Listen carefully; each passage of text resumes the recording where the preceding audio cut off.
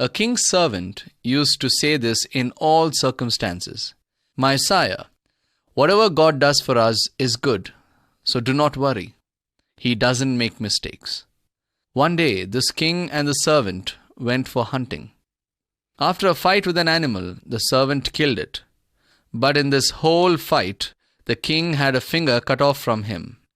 The king got angry and said to the servant, "If you say God does everything for good, then why did I lose my finger?" For which the servant replied, "I am still telling you the same, sire. God does not make mistakes." In frustration, the king ordered the servant to be locked up in the prison.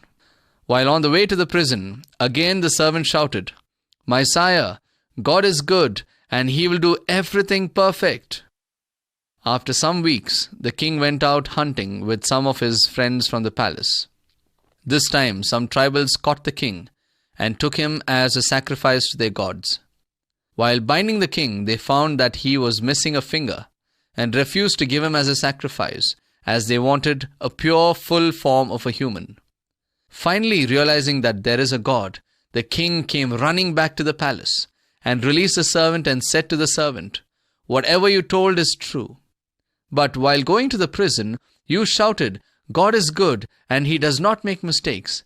How is that?" The servant replied, "If you had not put me in prison, they would have caught me after checking you had flaws, and they would have sacrificed me. Since you put me in prison, I am alive."